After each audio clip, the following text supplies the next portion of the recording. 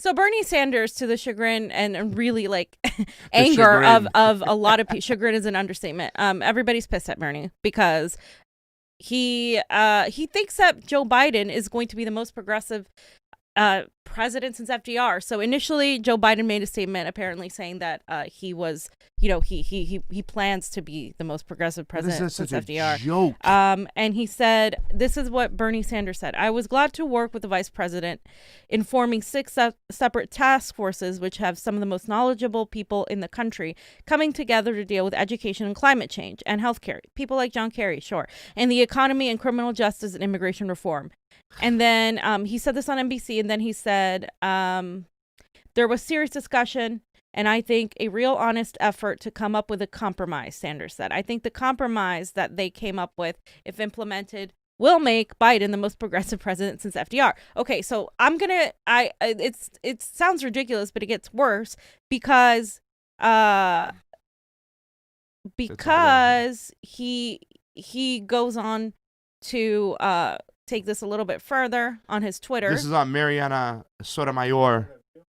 Yeah, so let's just play the video really quick, and then it makes me nauseous when I hear him speak this shit. I was glad to work with the vice president in forming 6 separate task forces, which had some of the most knowledgeable people in the country coming together to deal with education and climate change and healthcare and the economy and criminal justice and immigration reform.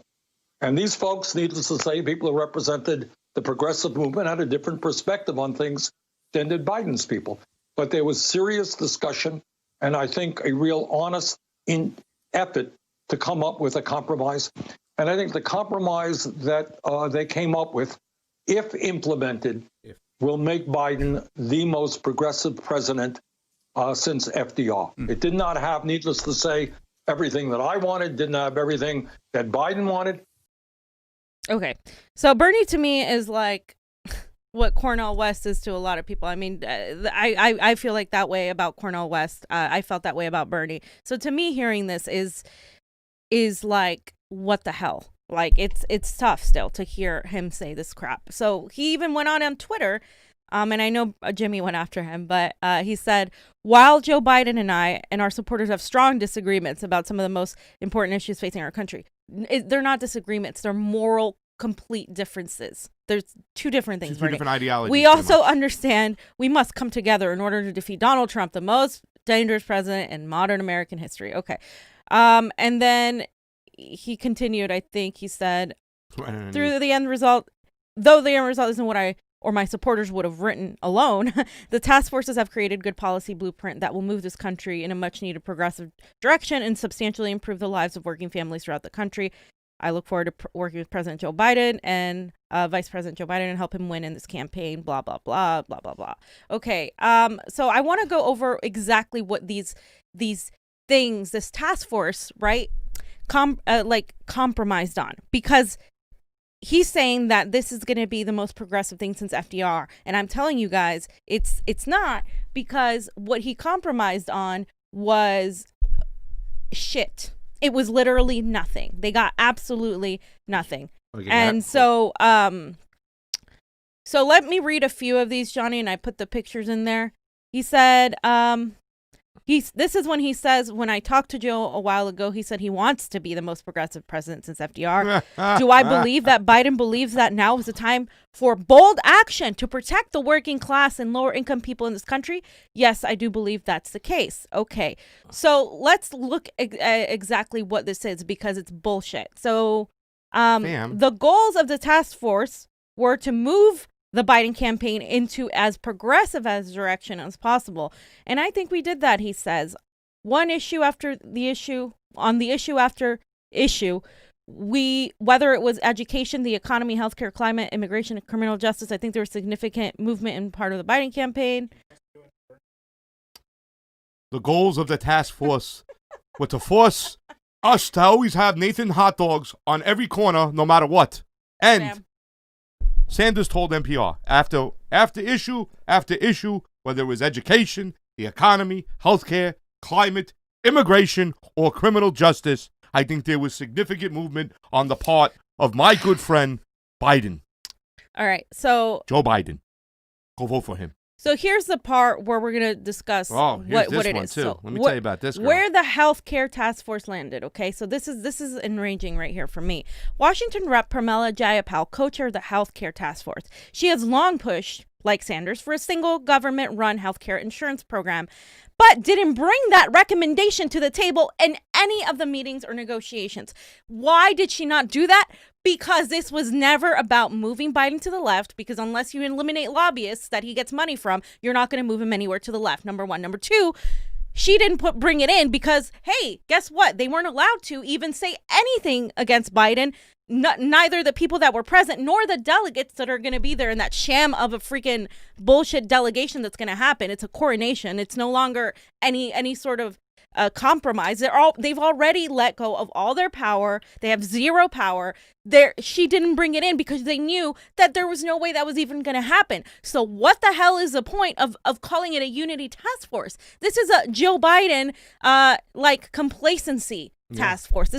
It's so stupid. You know, Pramila is still on my shit list. The other day we saw Adam Smith do his tie after he got out of the House panel approving a $740.5 billion budget. I mean, this is a Democrat, Adam Smith, that you endorsed over Sarah Smith, and you just pretty much gave a warmonger a free ticket to go on and keep doing what he's doing. $740 billion. This is the guy you promoted, and you said you're going to still vote for Joe Biden. I'm sorry, Pramila. I'm done with these Democrats, these progressives doing that. I don't care about your ideas. Until you take on the leadership, nothing will change. And then she went on to say that there was a lot that Biden had already said on healthcare, which somewhat limited our ability to perhaps get as much as we wanted to get.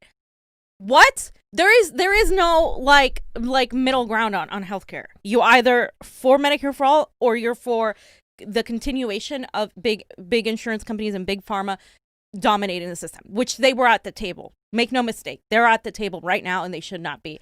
And we always talked about who's going to get the seat at the table. That's the most important, right, fam? Well, here it is. So a lot of people say you need to vote for Joe Biden because of the climate. So let's talk about what Biden's going to do on the climate.